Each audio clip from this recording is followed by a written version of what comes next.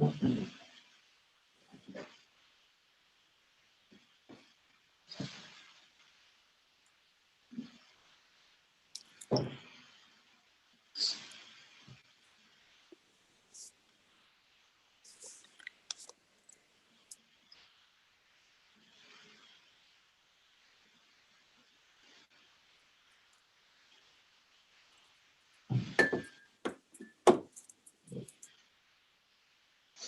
going to miss all of it, I think.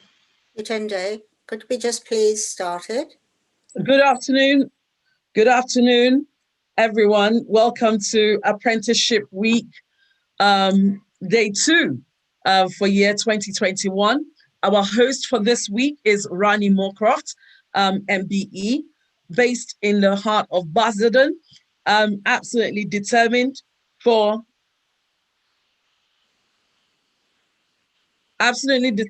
young people to rise and shine, and we know that we can rise and shine in That's fine, Tunde. Let's crack on with this. Thank you so much for the introduction. My name is Rani Moorcroft, and I am so delighted that at very, very short notice, we have got with us the Apprenticeship and Skills Minister, Gillian Keegan. And Gillian is extremely special because she was an apprentice. So you're now going to hear from, I was going to say the horse's mouth, but I don't mean that. You're going to hear what it's like to be an apprentice and why you should be joining. So welcome, Gillian, over to you.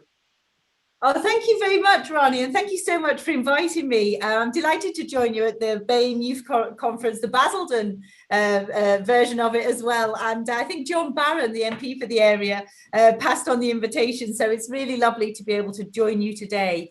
And actually, during National Apprenticeship Week, and also the theme is Build the Future. So pretty much everything, you know, you've got construction, you've got build the future, you've got diversity, climate change, you know, all of these things are things that are so important. And of course, the UK faces a massive, significant change and challenge as we try to recover the impacts of the global pandemic, and also deliver on new opportunities outside the EU and adapt to the changes in the world that's been created by technology, big data, technological advances, and they were all there before the pandemic, let alone as a result of it.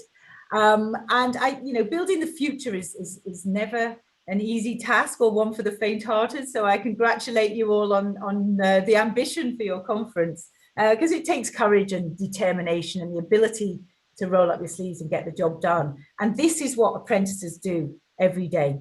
So as we embark on 2021 together, and we need to look at all these challenges that we have in front of us, some quite big challenges to build a better vision for tomorrow. And, you know, obviously many employers and apprentices are really central to this. And we need more apprentices. We need more diversity amongst our apprentices. We need more apprentices in many sectors, including construction. Now, one thing I wanted to make sure everyone was aware, because some people don't understand the full breadth of apprenticeships. So we have 600 apprenticeship standards. They're all different careers and different career routes. And in that group, 104 of them are in the construction industry. So we're very keen to make sure that we have a wide range of career options. They're also at all levels, from level 2, GCSE level, right the way up to master's levels. I myself did an apprenticeship 35 years ago. I grew up in a place just outside Liverpool. I left school at 16 because there weren't that many options, if I'm honest. I went to a comprehensive school that would be considered a failing comprehensive school and did fail.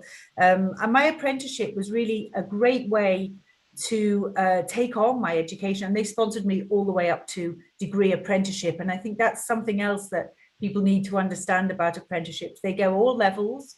We've had about 5 million people take on an apprenticeship since 2010. Half of those have been adults who wanted to retrain or upskill, and half of them young people who want to get into the workplace in a secure career manner. The other reason, I think, as well as the variety, as in my job, as you say, I am the first apprentice who has been the Minister for Apprenticeships and Skills, and I think I'm the only degree level apprentice in the House of Commons as well. But the last apprenticeship standard that I signed off was space engineering. So you can literally get anywhere now with an apprenticeship, even space possibly. So I think the message we wanted to say and to celebrate on National Apprenticeship Week is make sure everybody's aware of them, make sure everybody knows the fabulous career prospects that they give you. You will never be out of sync with what businesses want or what industries need or what the construction sector need if you do an apprenticeship, because you're going to be working and you're going to be in the environment as well as studying at the same time. So I just wanted to thank you for all you're doing to highlight how important apprenticeships are. They're also brilliant in terms of overcoming diversity and disadvantage, and they're a great provider of social mobility. My apprenticeship changed my life at 16. It gave me the opportunity to study up until degree level. I probably wouldn't have had that opportunity otherwise. It enabled me to build the foundations and the confidence to then move up into different areas and different careers. And actually, ultimately, I lived and worked all over the world for nearly 30 years before becoming an MP. All of that from my apprenticeship that I started age 16 in a car factory in Liverpool. And it's something that I think for many people, this is still a brilliant opportunity and a brilliant opportunity for you to get right to the top of whatever profession you want in your own time, with a great deal of support from your employers and your training providers and your colleges. So I just wanted to make sure that as we try to tackle these challenges, by the way, green jobs, we will also be making sure that we have a lot of apprenticeships in the green jobs area as well. So whatever it is you want to do, wherever you want to make a difference, a really brilliant way to start your journey is by an apprenticeship. That's absolutely fabulous. I think one thing I'd ask you is, what was it that drove you? I mean, a 16-year-old girl, looking at everything that was out there, perhaps seeing that maybe doors would be closed to you.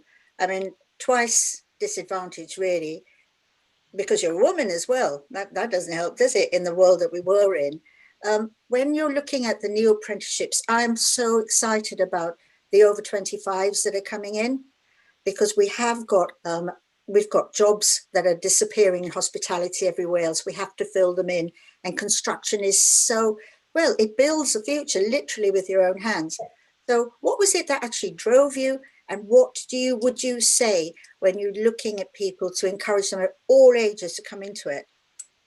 I think, if I'm honest, what drove me at the time was actually a lack of opportunities. There was nowhere to do A levels. You could have done a YTS or an apprenticeship. They were probably the best routes in Knowsley in the 1980s, and youth unemployment was extremely high. So just getting a job was quite hard.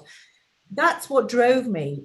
But unbeknownst to me, it drove me to what I believe is a superior path to that I think has served me well. And I was describing this, I was just on a call with a group of apprentices. So I started at 16, I went all around the business for 3 years, learned all about the different parts of the business. I studied at a college, then I went to Liverpool John Moores 1 day a week to do a degree. By the time I finished my degree, I was probably a bit older than I would have been if I'd have gone the traditional route, which wasn't that traditional at the time, it's traditional now. So I would have probably been a year younger. But in those 7 years, I had, or 6 or 7 years, I had team management, I'd studied, I traveled abroad, I'd cut deals, I'd done proper stuff in business. I'd really solved some business problems.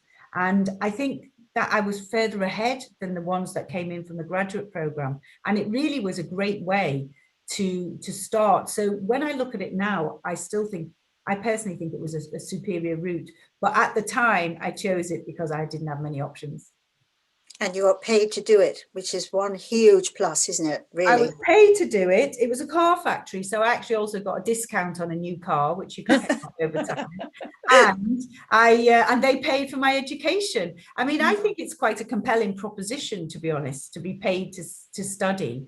And when you look now at the debt that people are building up, and sometimes people build up that debt and study something that they then decide is not what they want to do for their career. So we quite often have actually apprentices, people who've been to university, there's quite a few that then think, I'm going to do a higher level apprenticeship, a 4 or a 5, to be able to build some skills that are valuable to the workplace or in something I now want to do, because I know a bit more about the careers world than I do. Yeah, lovely.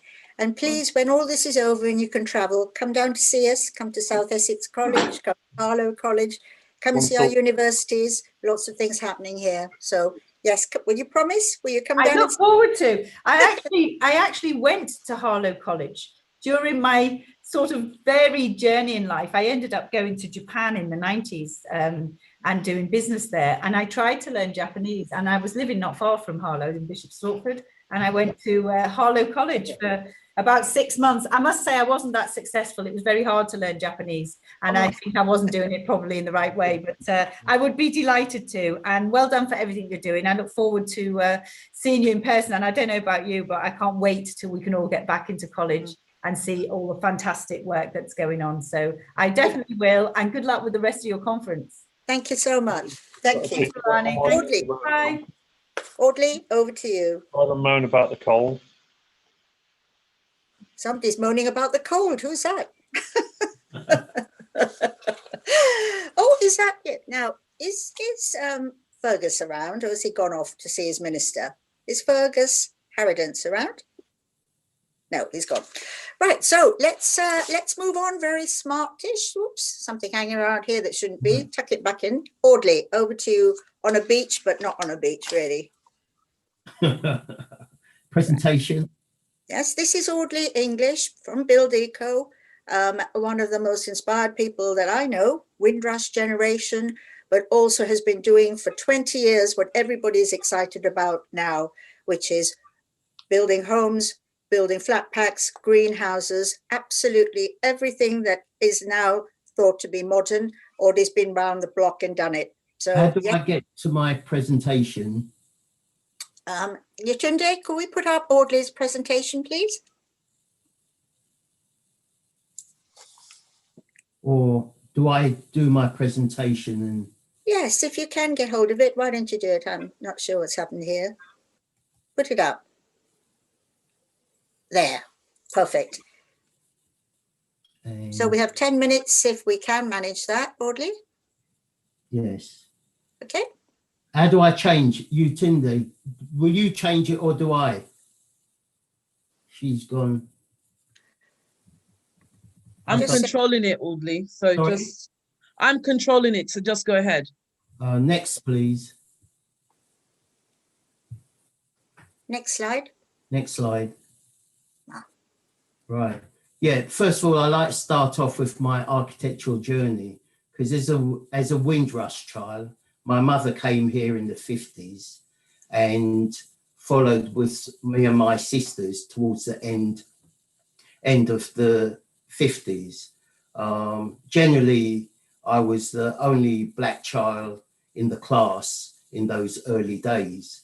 And I had a fantastic childhood, no regrets. I would live it all again.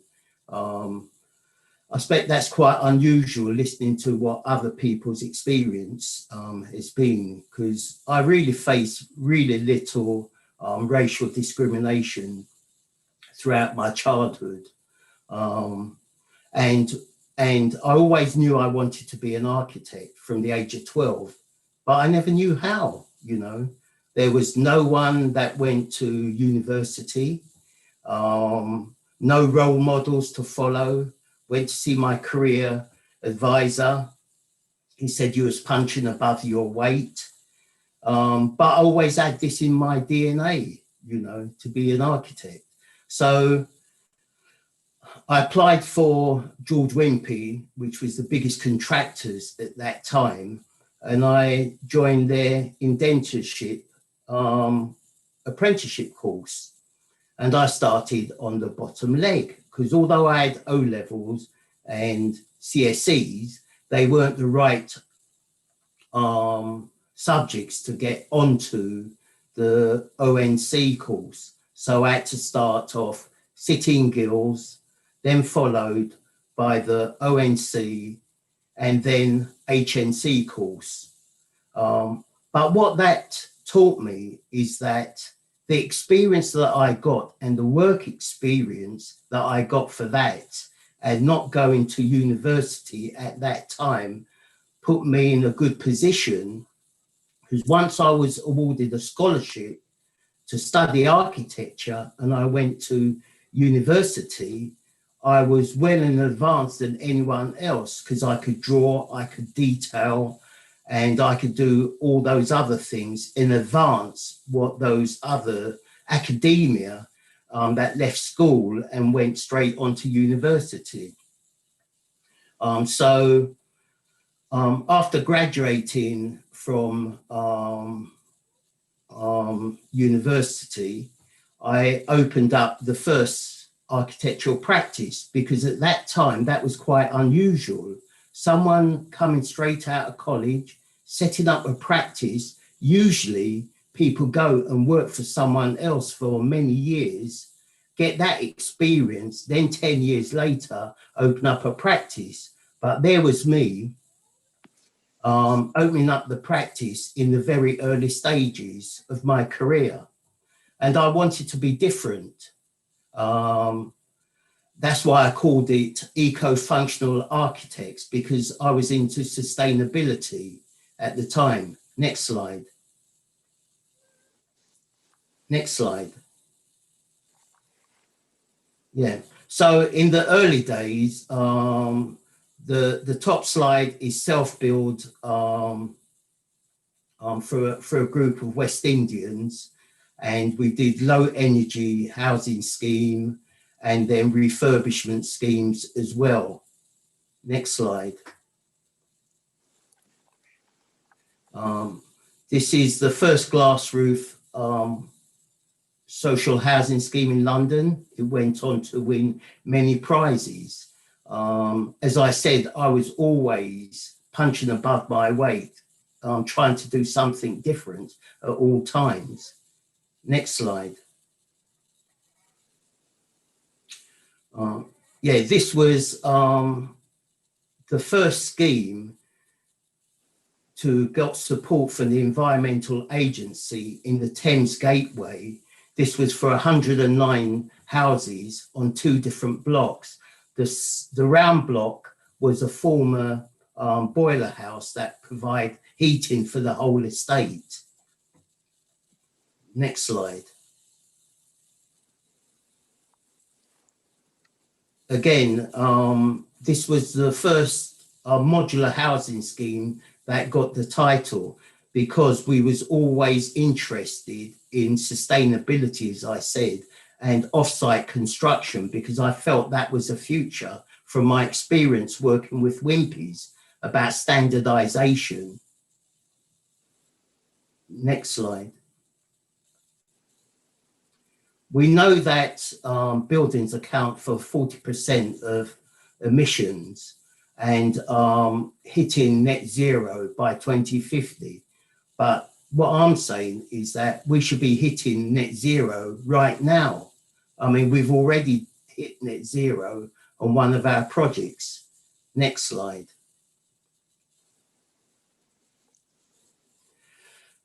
When you look at the statistic figures, you know, and people are being made homeless, and the unemployment level of 2.6 million, and workers that have been furloughed and their wages subsidized, and young people have been the hardest hit, and the apprenticeship courses that has been hit also, and the labour shortage as well. Next slide. The government is saying that we should be building 300,000 houses a year, and we have this massive shortfall, and we need all these garden cities to be built as well. There's massive opportunity for employment within the construction sector. Next slide. We know that there is 150 different related jobs within the construction industry, and it's not just a job for the boys. There's other jobs for all other genders. and there is training opportunities to be given and new skills as well. Next slide. So here we are introducing how new employment methods can be introduced. Women into construction, which is quite unusual. Young people using local employment and training, giving social value back to that community. Next slide. These are some of the schemes that I've been involved in. The school at the top, that was built by 4 men in 20 weeks. The other building at the bottom for Swansea Housing, for Swansea University, the active house, that's called Saving Energy, which is battery stored using solar panels. Next slide. Home office, which is now coming following the pandemic, following COVID and coming out. More people will be working from home. Rear extension, all made from a standard kit of parts. Next slide. We know that the space standards are one of the lowest in Europe, and with MMC there is all different types of delivery solutions, and the goals for sustainability, which is the 17 goals which we try and address in bringing climate change back down. Next slide. Yeah, these are some of the organisations. We've got Fergus coming up to talk about the construction playbook, and our government is working on procurement. Net zero, you know, we should be building that now. You've got the Good Home Alliance saying that we should be building that now. Get it right. A lot of money is wasted through errors in the construction industry as well. And as for instance, we've got the energy bills going to be raised for 15 million people across the UK. So we have to build more sustainable as well and creating much more green jobs. Next slide. Our business model is that we have a bubble and we deliver the projects to the clients under one bubble. Next slide. This is the recent completed house for local authorities, which got a EPC rating of B, and that's without renewables. With the renewables, we could get to an A. So that meant no energy bills for those tenants. Next slide. After completing that scheme, we're showing our concept here, how we can deliver 1 million houses using standardized components, building new garden villages. That was won by at the Sunday Times Award. Next slide. This is another concept. It's the multi-generation living for people living in the same household as their family, which was one of the finalists again in 2019. Next slide. This is another concept that we had, building for the NHS and getting young people onto the property ladder, and they can add to the houses as their income increases and their family sizes increases as well. Next slide. This is another concept to address the rough sleepers, building temporary accommodation, because now we're seeing a lot more families being forced onto the street. Next slide. And finally, this is this is our new concept. What we call this is the key workers multi-generation complex, which we have the elderly people living on the ground floor, families living above, and a young couple on the very top floor, and they share a communal garden. And then it's multi-intergeneration. That means that you don't get people living in isolation. So I will be releasing the video on this next week and looking to get support to build out our first multi-generation complex. And doing this, we can then employ and train apprentices to build in these units. Thank you. That's great, Audley. I want to ask you a few questions about this.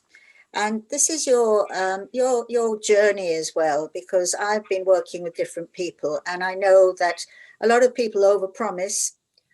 There's been problems in MMC, and that's why a lot of investors are unhappy or uneasy about putting money in, because a lot of money has been lost. We know here in Basildon, we went for modular some years back, and the whole estate has to be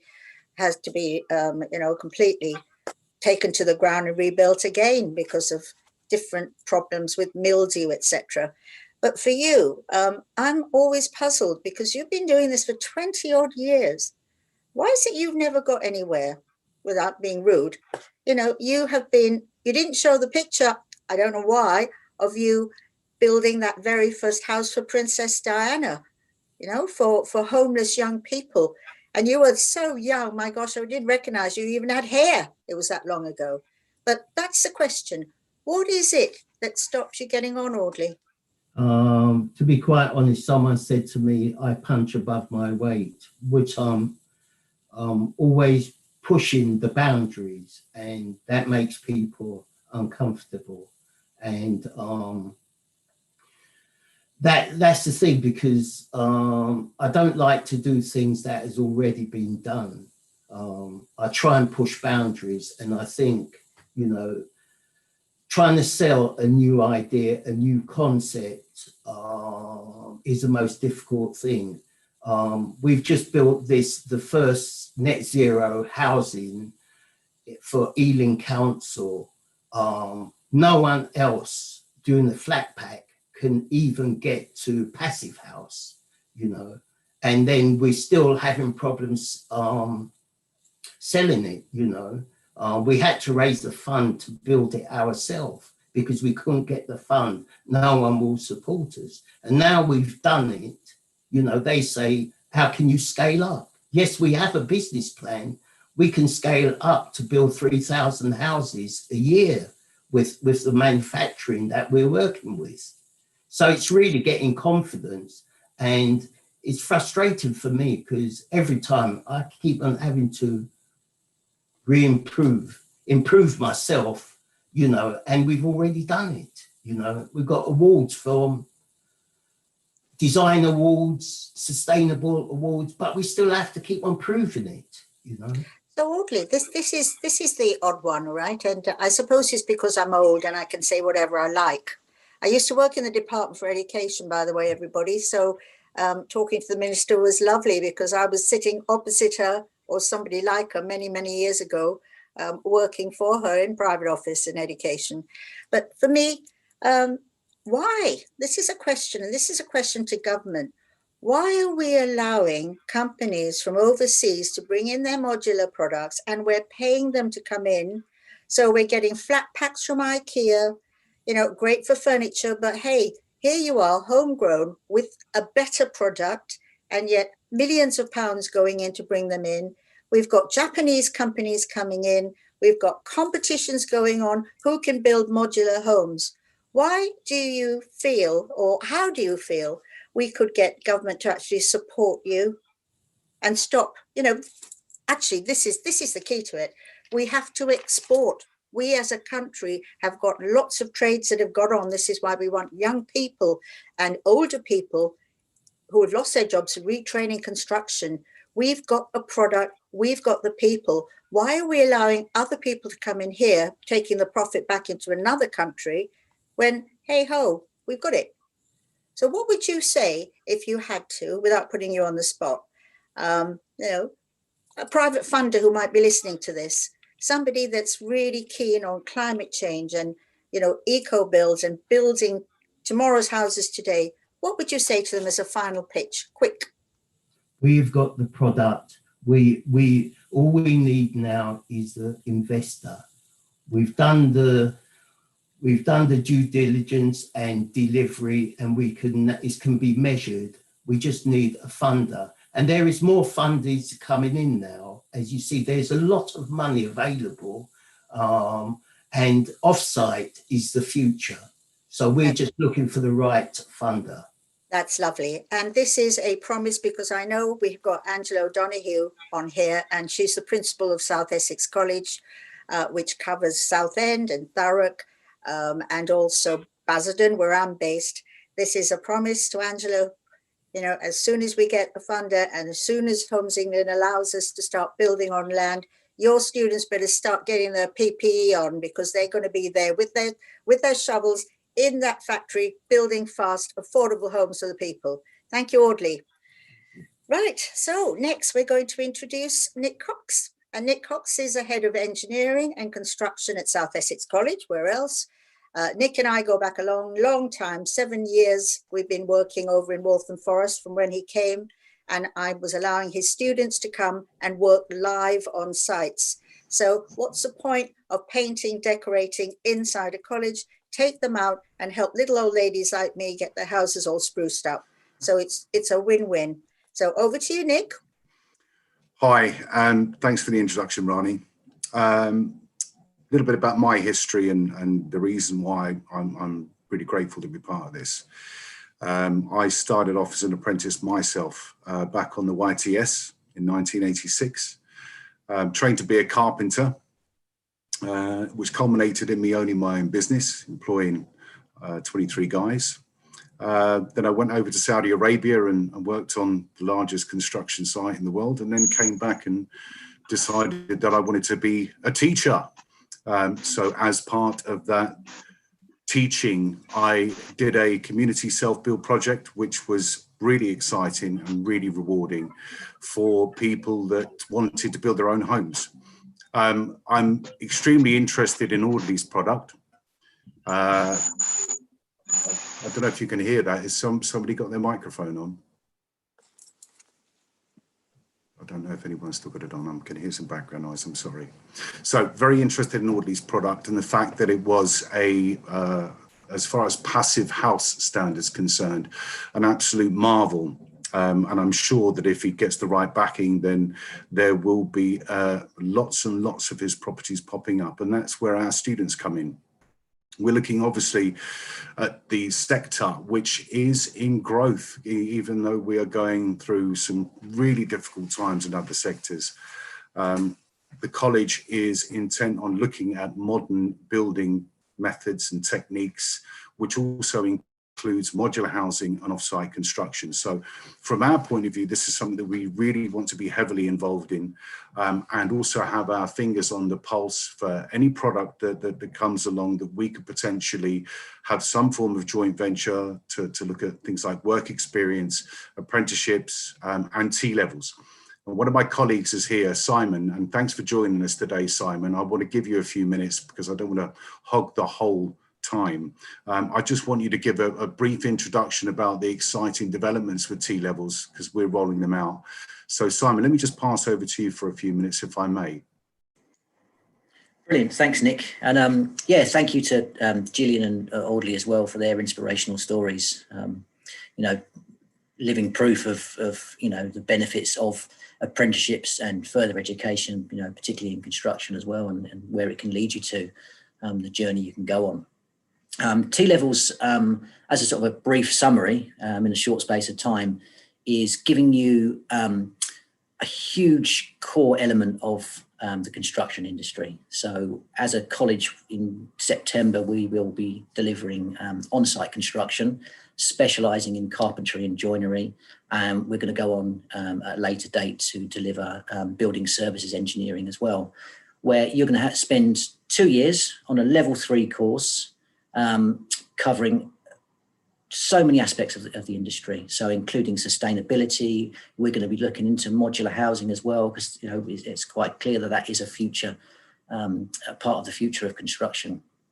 There's a huge practical element. We'll have you in the workshop, you know, honing your skills, because that's where you really want to be, is getting there and practicing what you're going to be out there learning. But on top of that as well, which makes it stand out from a lot of other sort of construction courses, is the huge industry placement element, where we're going to send you out for a minimum of 315 hours. That's 45 days actually out there in the industry with employers that are engaged. And this whole T-level course has been designed and built by, as well as, you know, many others, but a lot of the industry as well are getting involved. So it's relevant, it's up to date, it's current technology and current knowledge that you're going to need to go out there into the workplace.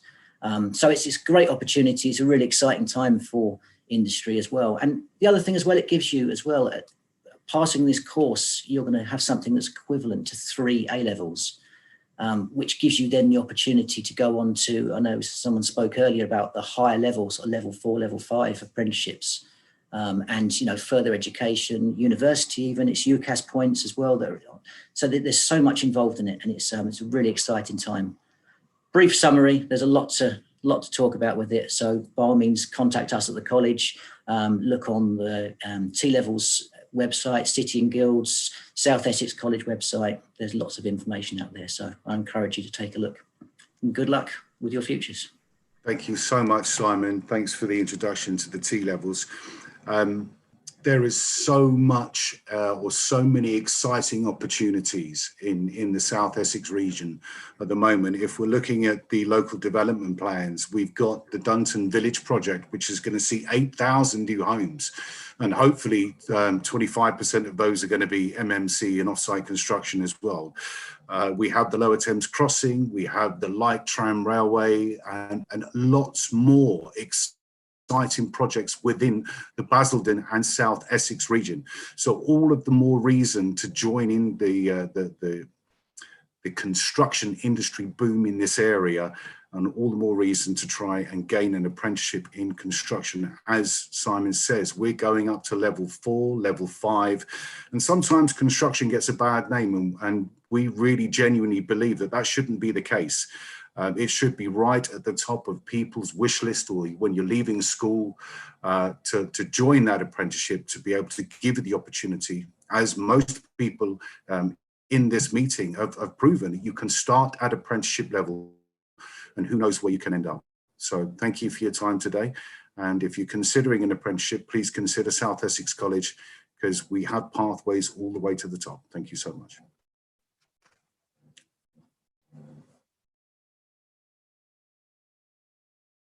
Rani, back over to you if you're still there. I don't know if she's still in. If not, you Tundi, pretend. I think she's on mute.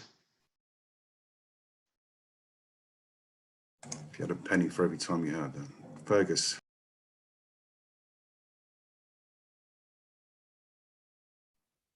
Rani, can you unmute yourself, please? Thank you.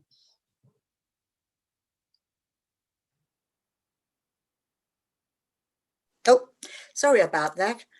Oh, I think my husband would really love to have an unmute button like that, or a mute button. Thank you so much for all the time and for the great plug for South Essex College. There's something I'm going to, is Fergus back in the room, or is he still with his minister? No, I've been here for the last few minutes, Rani. Oh, good. So, Andrew and Alice, if you don't mind, can we have Fergus? Because it follows on nicely the exciting things that are happening in construction. Fergus Harridans is from BIS, which is the department that's looking at all sorts of business and industrial strategy, and very, very happy that he's here, because he's going to talk. He's the lead in the country on construction. So there you are with your finger waving in the air or pointing at something. Lovely to see you, Fergus. Hi, Rani. Sorry. Over to you. Thank you. I was just trying to bring up my my presentation, which is You turned it, put it. Good. Fantastic. Thank you. I will try and get through this as quickly as possible, so that you've got the opportunity to ask whatever questions you would like. So, Tony, if we could move to the thank you. So, what's the construction playbook about? What does it aim to achieve? First thing to say is that this is about resetting the relationship between government and the construction sector to try and make this more strategic and less transactional in nature. So moving to longer term relationships rather than ones that are based on individual projects and commissioning for those, and focused on lowest cost. And the reason for doing that is because we think that the traditional approach to procuring construction projects doesn't work for government, and it doesn't work for the industry.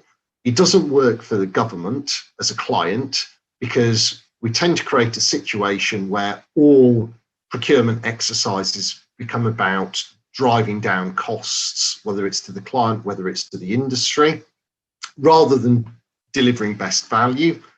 And from the perspective of the industry, you create a situation where the incentive is to try and maximize the profit from a job by working with a particular group of firms in your supply chain to deliver that project, rather than creating the kind of stronger, sustainable, more innovative and efficient supply chains that we've seen in other sectors, such as the automotive or aerospace sector.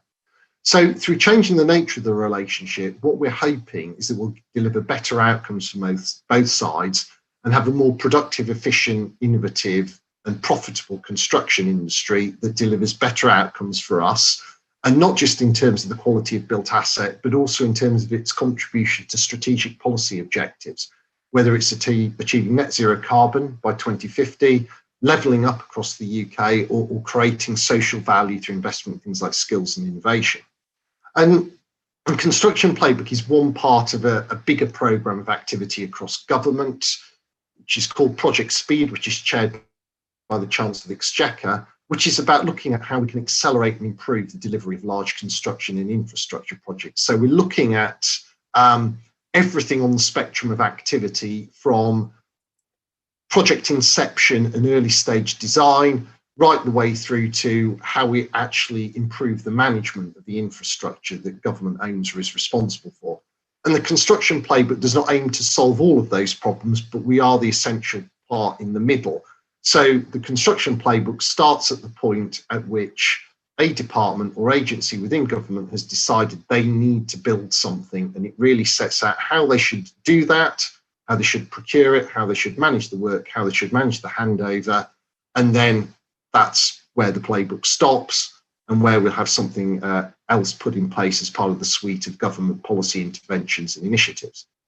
And just some other things that the playbook is looking to achieve. We are looking to move away from lowest cost, absolutely emphatically move away from lowest cost, and focus on delivery of best value, by which we mean best value across the life of the asset from everything that we procure. And we're looking to use the power of government procurement as a means of driving the adoption of modern methods of construction, digital and off-site manufacturing technologies. And that's not just about creating a market for products and services that are currently available. It's also about creating a market that's receptive to innovation, and one which will encourage firms to work in a different way in future. So, for example, looking at how we can produce buildings using product platforms, which is the way that cars are built, it's the way that most modern aircraft are built, where you use standardized designs, components and interfaces as the basic kit of parts for a whole range of different products. So the product can be changed, it can be different type of building, can serve a different purpose, but that doesn't mean that structurally it's not identical to a completely different type of building. So you could have a school that structurally is the same as a hospital, even if from the perspective of the person looking at it from either outside or inside, and from the perspective of the purposes it serves, it's a different type of building. Next slide, please, Tundi. So in terms of the content of the playbook, includes 14 key policy areas. Some of these are directly lifted from a document called the Outsourcing Playbook that was published a couple of years ago after the collapse of Carillion, which looked at how government can better procure outsourced services of one sort or another, whether it's IT, facilities management or consultancy. And the list of 14 areas on this slide, the ones which are in the very light green, the sort of grey green, are the ones that we've lifted from the Outsourcing Playbook. And that suggested the better way of engaging with industry was to do things like publish commercial pipelines. Well, we've done that for construction. You need, as a client organisation, to have a good understanding of market health and capability. When you're designing a specification for a procurement, there should be early supply chain involvement. Number 8 is probably the most important one from the construction industry perspective, because this is really the mechanism by which we do want to move away from cost-focused procurement. It's by promoting greater use of should-cost models and benchmarking of construction costs in like projects, so that when we get a lot of tenders in response to a procurement exercise, we can actually identify which ones we think are realistically priced and which ones we think are unrealistically underpriced and therefore likely to create problems in terms of delivery further down the line. We're saying to people, you should think through the delivery model assessment. What's the best means of achieving the end? What mechanism will work best to facilitate a strong collaborative partnership between you and the firm or the consortia delivering your project? How can we have a better and fairer approach to risk allocation and management and pricing and payment, which ensures that firms down the supply chain don't bear an unfair proportion of the risk and that they are paid fairly and on time? Effective contracting, what clauses can we introduce into contracts, or alternatively get out of contracts to make these fairer and more effective? And also looking at our approach to assessing the economic and financial standing of suppliers and resolution planning. So having in place plan B, or if things go wrong at the outset of the contract, in a process that everybody understands rather than scrambling around at the last minute trying to put this in place. Then the darker green lines in the table are the new elements which we've included into the construction playbook. So firstly, a greater focus on portfolios and longer-term contracting. We don't want to contract on a project-by-project basis, so we want to move away from a situation where we say contracting with someone to deliver 5 schools over a year. We want to move to one where we offer them a contract to deliver 50 schools over 10 years, which gives them the opportunity to innovate, to invest in their supply chain and to focus on how they can deliver social value. The second one, number 3, this is the chapter that I was actually responsible for drafting, which is about how we harmonise, digitise and rationalise demand. And this is where we talk about how we can use modern methods of construction, digital and off-site manufacturing technologies in order to better deliver construction projects and programmes, and how we as government can best stimulate the market and provide opportunities to those firms that are capable of delivering these projects in this way, because we think that this is essential to getting better performing infrastructure. And it's also essential that we use these technologies to, as part of the response to some of the enormous challenges that the industry faces around how we create better, safer buildings, how we decarbonise buildings, and also how we manage the consequences of an ageing demographic in an industry that's historically reliant on being able to recruit very large numbers of young men. And a couple of the other areas that I think it's worth pointing to in the playbook, an emphasis on outcomes rather than trying to over-specify the details in a procurement document. So we want to have specifications that are focused much more on what we want to achieve and what we want the procurement to deliver, rather than ones which try and spell out in very great detail what approach contractor should follow.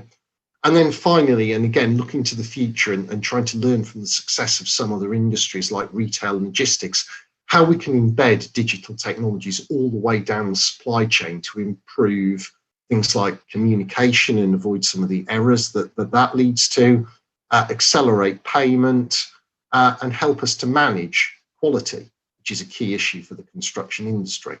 And we think the digital technologies, they're proven to work in other sectors, and they offer a tremendous opportunity for an industry like construction, which is so diverse and relies on bringing such a large number of organisations together to work effectively as part of the team. Final slide, please. So in terms of what firms should do at this stage in order to prepare for the future, I think the first thing, read the construction playbook, understand the principles, the policies, what it's trying to achieve, and then consider how you can embed these in your own supply chain and how you can adopt more collaborative ways of working. Embed value-based procurement in tender responses, look at how you can, through a project, contribute to the delivery of net zero carbon, adopt manufacturing-led solutions and invest further in innovation, deliver improvements in terms of health and safety management on site, and also in terms of building safety in the building that you're producing, and how you can actually also how you can deliver social and environmental value through programs and projects. So social value through investment in skills or offering training opportunities to disadvantaged groups. Environmental value, well, reducing carbon emissions is the most high profile one this year because of the UN climate change conference at the end of the year. But there are plenty of other ways in which projects can contribute to the environment, whether it's reducing the waste that they produce or it's enhancing biodiversity in the way that HS2, for example, has been doing. And again, something to emphasize, and this is the theme that I find myself talking about most in these presentations. Please do submit tender responses that include realistic costs and a fair margin of profit. We do want to move away from the focus on lowest costs. We do want to move away from the invidious practice of firms underbidding for construction work. In the long term, this just causes problems for everybody. And whilst I appreciate that it requires a leap of faith for people to change their behaviours, this really is the opportunity to make that positive change and take that step, and it will benefit everybody, client, contractor and supplier alike. Looking at how you as a firm can adopt digital and automated processes, embed prompt payment practices, and adopt quality planning processes, which I think is going to be something that certainly over the next few years, we're going to reach a point where we just simply require all of those firms that are working on government construction projects to do. Meet the standards set out in the UK BIM framework. This is now the requirement firms have to meet to deliver the BIM mandate in the UK. So level 2 BIM is officially dead. It has been phased out. It's been replaced by the BIM framework, which reflects the new ISO 19650 standard that we're all working to. And then finally, think about how you can use the certainty provided by longer term contracts and pipelines to invest in skills, people, and in supporting innovation. So I will stop there and just conclude by emphasising the point that I made at the outset of this, which is that this is an initiative that at its heart is aiming to transform the relationship between government and the construction sector.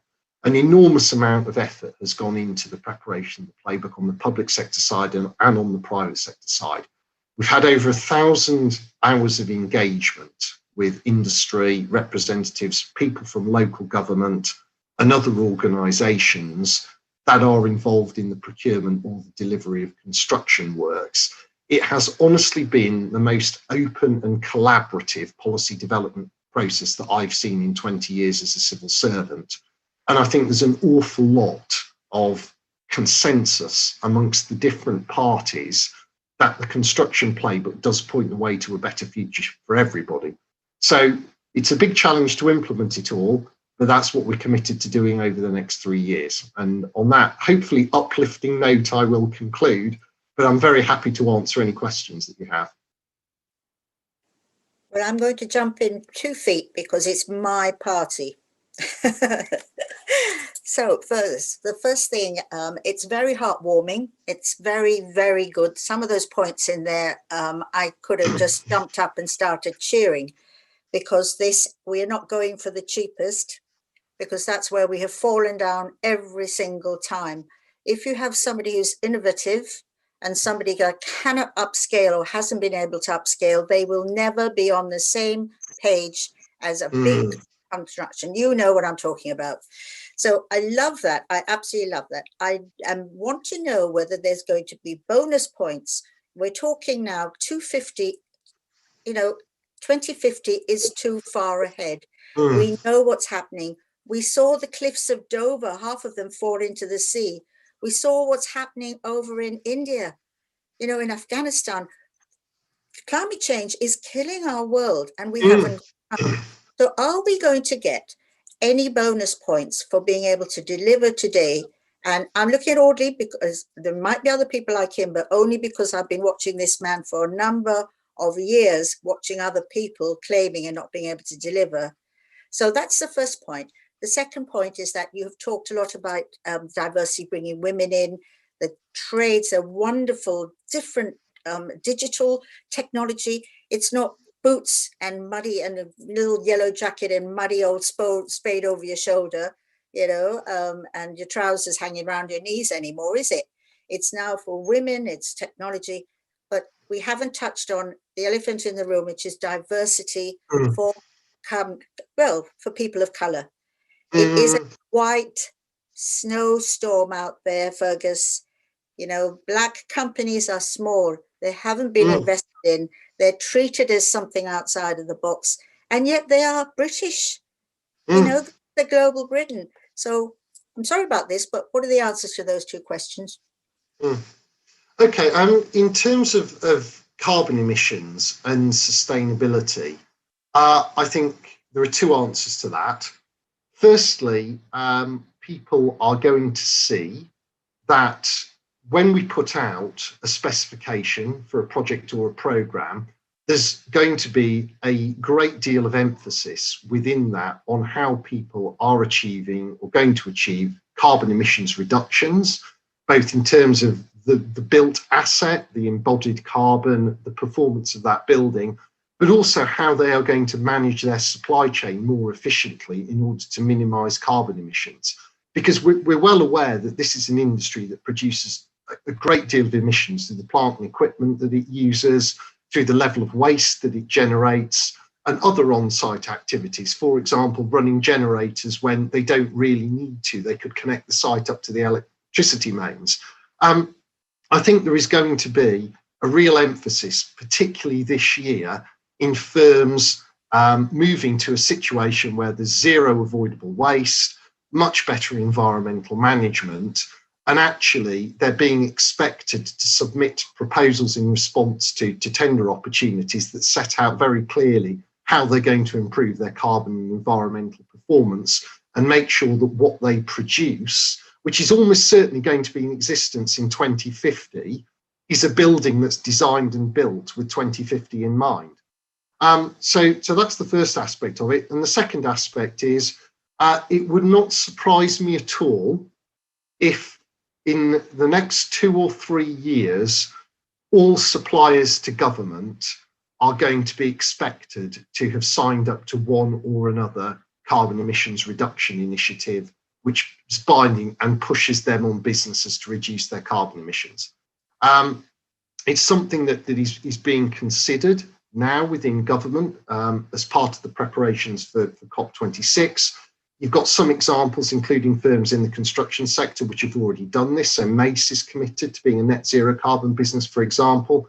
My expectation is that that pressure is not going to go away. And there is going to be much more of an expectation on firms that they will be signed up to becoming zero carbon enterprises themselves if they want to benefit from public sector contracts. So that's the first of your questions, hopefully answered to your satisfaction, Rani.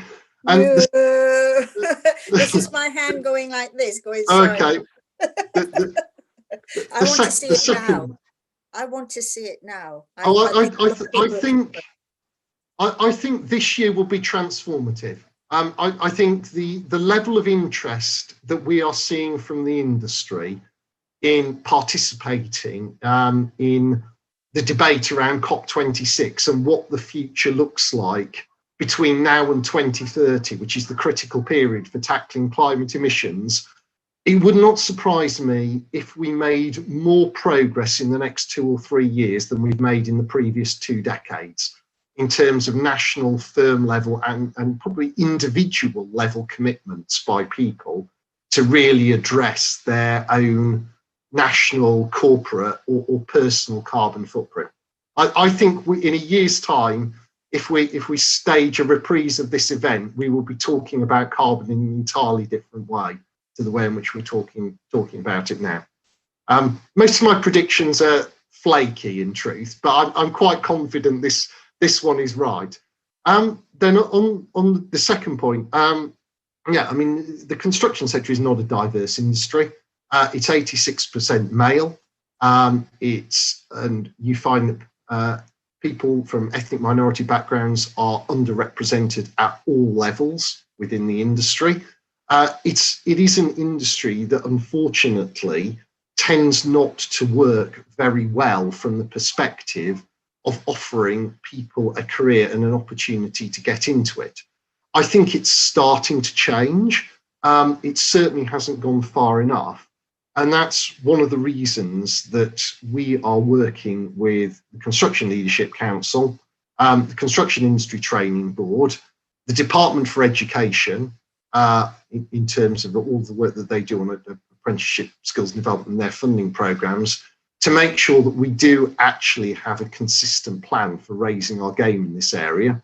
So over the next 2 or 3 weeks, starting this week with it being Apprenticeship Week, we're going to be setting out a number of different initiatives to improve skills within the construction workforce, but also explaining how we're going to broaden the diversity of the construction workforce through offering people opportunities to reskill, multiple career routes into the industry. And that is going to culminate in a few weeks' time. I think we're scheduled to publish this in March with the CLC skills plan, which will represent the comprehensive skills strategy for the industry, and into which we've made probably more of an effort to embed a serious approach to diversity than we've embedded in any previous government or industry document on this. Certainly one that we as government produce collaboratively within the industry. So I don't promise that the situation will change very quickly, because I think this is a big industry. There's an awful lot of firms to get to, and there are some structural problems to overcome.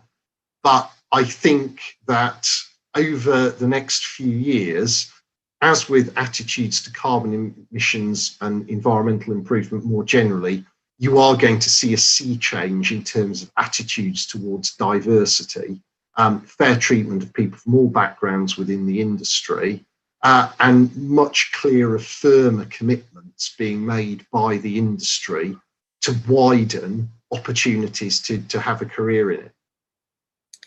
That sounds a good start. And I tell you what, I'm going to be sitting on that committee of yours, and I'm going to give you and if you're uncomfortable and people around the table, I'm sure you'll welcome it. Thank you, Fergus. We are going to be watching this space. And just as a final point on this, before we move on to our daughter and father small SME, it's just one small point.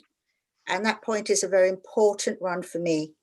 It's if we have to forever go and have to prove ourselves that we're better or we're equal to somebody with the colour skin that is not ours, then we do not have a global Britain. We still will be out of the picture, always on the outside, always having to go with a big partner. And I'm saying that from personal experience. Yes. So let's see hands. Can we see some hands too? I don't even know how to do that. You know where you go like this with a little yellow hand? I want one with a little brown finger, actually. So audience, can we just see how many would agree with that? I can't even see if you've done it. Let's see. I've got 2. Have I only got 2 little fingers up there? Oh, I haven't done my own. Well, my finger's up there. Fergus, have you got a little finger up there? Putting him on the spot. I'm not sure where my little... Yeah. Where is it? Right. Where do you actually do it? Sorry, I'm struggling. We will be watching this space. And the reason I say that is, Audley, you haven't got your one up. You should have one. The reason I say that is because we may have people who are interested in our ideas, but they want to know that government is actually prepared to look at small companies of colour. So I'm not saying it just on behalf of Audley. I'm saying it in the construction business. We have a lot of money swishing around. You know, all sorts of jobs are going in hospitality, in travel. Construction is the one where it's at, and it's a small little pot, and a lot of people trying to get their little beaks in there. So that's just the last point I'm going to leave. Right, can we go over to my dear friends, Elstead Engineering? Thank you so much, Fergus. Hang around till the end if you can do. I will do. Yeah. I should have the opportunity to present. Thank you. All right. Can we have our friends Alice and Andrew? Oh, I think we might have just one of them on. Hello. Elstead Engineering? Both Yeah. of them. Hello. Hello. We're both here. Hello. Is So it- Elstead yeah. Engineering, my very dear friends in Basildon, father and daughter running. You're going to tell us all about what you do. We've got the slides up for you, but just to say, I am so honored to have met you, Andrew, a gentleman in the first water and one that all your career has been helping apprentices along. But what's even more important is I see like a travel later, you know, where you put all of your luggage on, it doesn't go round. After apprentices, sometimes they just fall off the end and another one joins it, whereas you actually give people jobs. So let's hear it from Elstead Engineering. Another slide? Yeah. I'd just like to say thank you for the opportunity to be here and speak with you and listen to you. In fact, some of the stuff that's been said, absolutely nothing to do with apprentices, but straight to my heart. Confrontation in construction is one of the worst things that there is. My daughter Alice, when she started some 6 or 7 years ago, she said, "Dad, why is this all so confrontational?" And it's such a problem in this industry. But that's not what I came here to speak about. But that's something that needs really seriously to be dealt with. Getting people to pay on time. In fact, getting people to pay at all sometimes. And I have a case against a well-known person, best to remain anonymous at this stage. There is a picture on the screen of something that was done for him anyway. On the point of apprenticeships, I, like many people of my age, I'm 69, coming on 70 this year, I started my apprenticeship in 1967, and I was actually too young to be able to start it because you had to be 16 and I had left school, small levels or equivalents, whatever they were then, at 15. Because I was youngest in my age group, I was doing things before others did. So I was always the youngest in the class. So therefore, I sort of got my qualifications and things earlier than others. I did start my apprenticeship in 1967. I earned £3.10 threepence back then. Work. Don't think you can buy fish and chips for that now. But it was for a very large engineering company who led the world in structural steelwork. And it brought me in great standing, and later on in life when you would go for an interview for a job, and who have you worked for? And if you mentioned this company, you were almost certain to get the job. I've been in meetings, interviews, should I say, where they have said, "And would it be all right if we phone them now and ask about you?" And you know, that's the sort of experience that you can get from having an apprenticeship. You're working, you're learning. I, like some of the others, I did my ONC, HNC, other qualifications. My company who I work for sponsored me to go to university. I actually declined to do that. Sometimes I regret it because I come up against people who think because they've got a few letters after them, they know better. I've worked for a couple of consulting engineers where I had all these young graduates coming to me and asking me how you do this and how you do that. And I didn't mind telling them. And maybe that's where I sort of learned to tell other people, other young people, and help them. The way I see apprenticeships is that it is really the blood of the construction industry, particularly many industries too, don't get me wrong, but I can only really speak of the construction industry. So many people in the construction industry do from starting at the bottom and learning from the man you're with, or women, probably more chance of that nowadays with the women. But I think that it's just so invaluable to be learning as you go. Alice, who may or may not say something shortly, but she started work and she was also doing a full-time university degree at the same time. She learned the life of what the business is about. She understands things that she was discussing or being taught at university. Bless her, she was a full-time university time, you know, it was called a full-time degree, but in actual fact, the reality is they only learned 2 or 3 days of that week.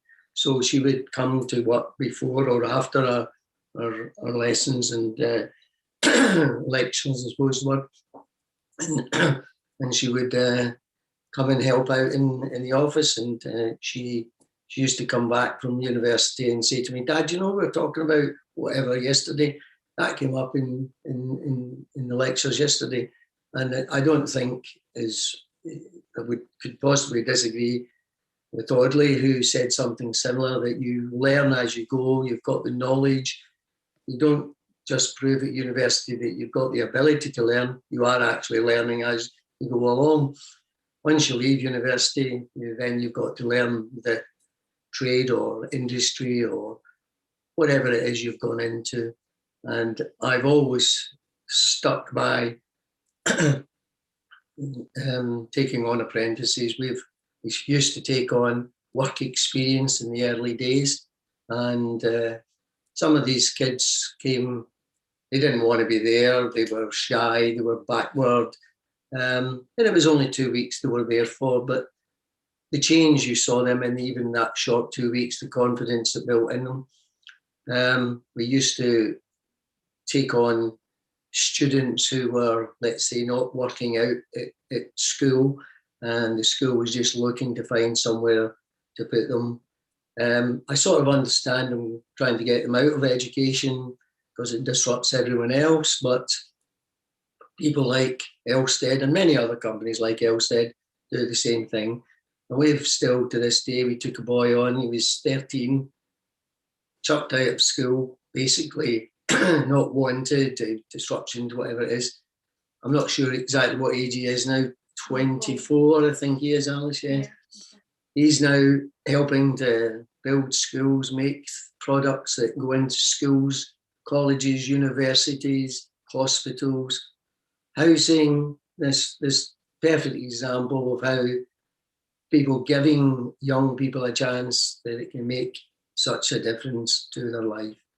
I don't know, over the 32 years I think we've had our business, I think the biggest time we had about 80 something employees. We're much smaller now due to various things, various reasons, but we've had hundreds, thousands of employees over that period, different types of people. We've had, I don't exactly know, certainly 100 apprentices over that time.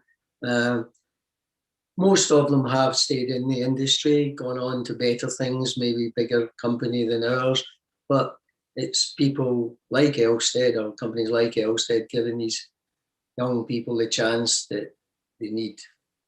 And that is, and Andrew, that is absolutely it in a nutshell. It's small SMEs at one stage who are much bigger, who are the lifeblood that people come to and stay with.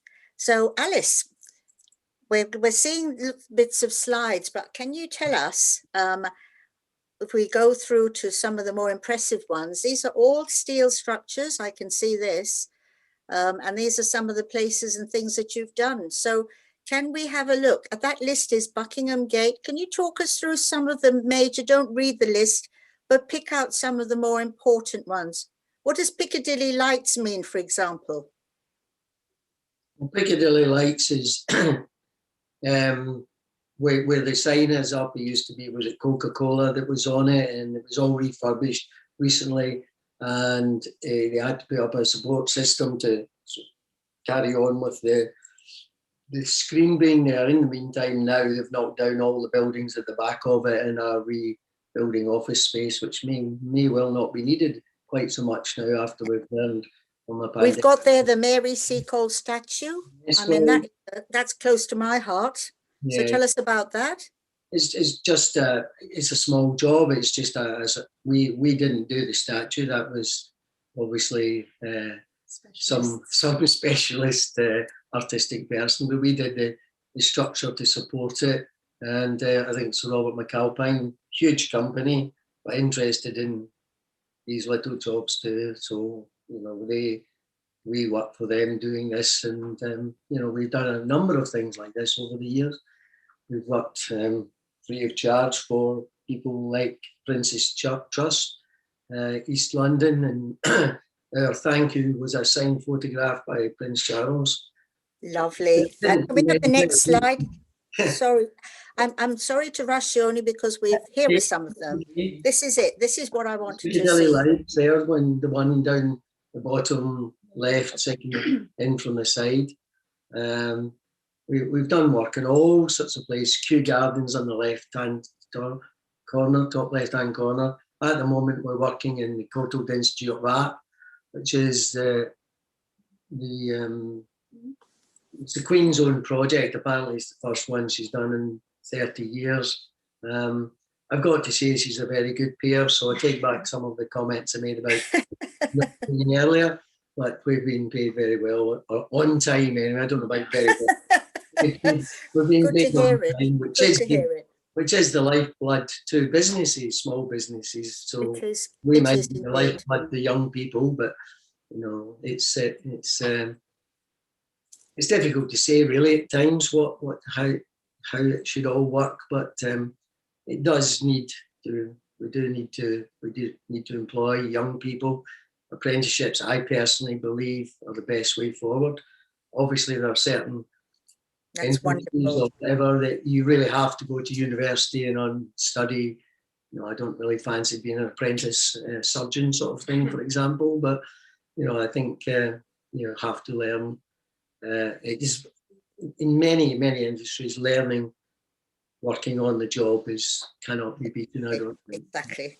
Well, I can't see anybody that is a better, somebody that actually epitomizes everything about what apprenticeships are about. So thank you so much. Thank you.